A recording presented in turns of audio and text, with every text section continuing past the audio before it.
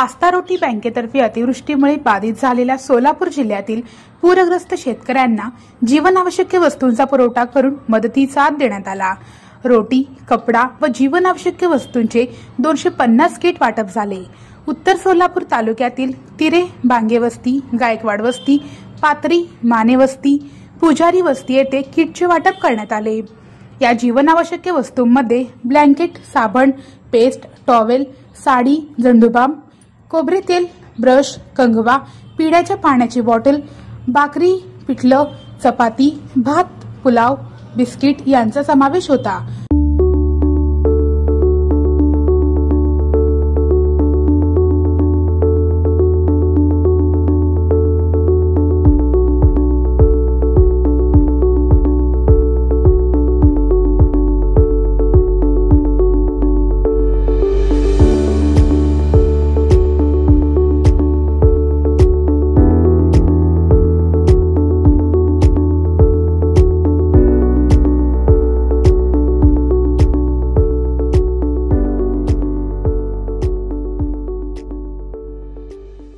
पूरग्रस्तांना जीवनावश्यक वस्तूंचे वाटप करून आस्थाने मानवतावादी विचार जोपासल्याचे दिसून आले।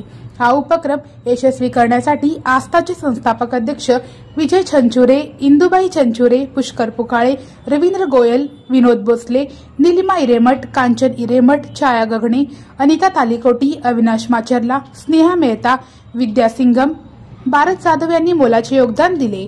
पूरग्रस्तांनी आस्थाच्या उपक्रमाविषयी कृतज्ञतेची भावना व्यक्त केली। आस्था फाउंडेशन म्हणून आहे, यांची रोटी बँक आहे। सोलापूरमध्ये जे गोरगरीब लोक आहेत त्या लोकांना त्यांनी मदत करतात। काल परवाशी यांचा विजय मालकांचा, गोयल मालकांचा फोन आला की पाथरी, तेलगाव, डोनगाव, तिरे ही शिना नदीकाठ जे आहे तो पूर्ण बाधित झालाय, तर अशा लोकांना आम्हाला मदत करायची आहे। तर त्या लोकांना प्रत्यक्ष मदत पोहोचवावी हा हेतू होता। त्यामुळे मी त्यांना सांगितलं की जिथं जिथं झालंय खरोखर आपली पाणी सगळं पाण्यात घरं होती आपली।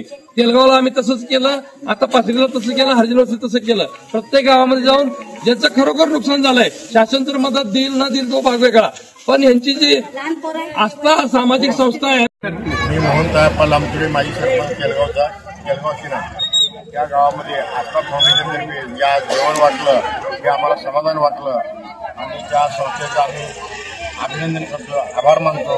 या गावामध्ये अख्खं गाव पूरग्रस्त असल्यामुळं त्या गावाचं पुनर्वसन व्हावं अशी आमची मागणी आहे। तुम्ही वर काय पोहोचवा, पण गावाचं पुनर्वसन झालं पाहिजे। गावाचे किती नुकसान झाले हे शब्दामध्ये सांगता येत नाही। घर सोडलात का? किती दिवस सोडला? किती सोमवारी। घर कुठे आहे तुमचं?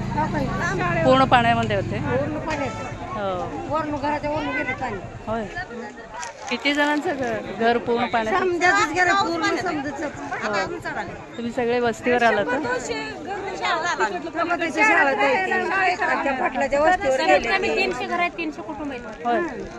सगळे स्थलांतर झाले। सोमवारपासून घर सोडलेली सोमवारी सकाळी 8ला काय नाही गावाला काढू लागले आम्हाला पाणी काय शेतात पूर्ण सगळं पाणी काय ही नदीचं पाणी तो कधी घ्या का यावर्षी दसरा कुठला घटबिट गेली वाहून काय ते आता फराळीचं ठिकाणी आलेलं तर आम्ही खात असतो।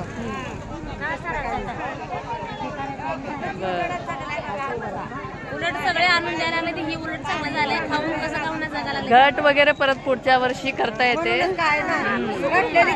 आधी जीवाचं बघायचं ना। त्या दिवशी घट घटला का त्या दिवशीच पाणी आलं, त्या दिवशी घट गेला।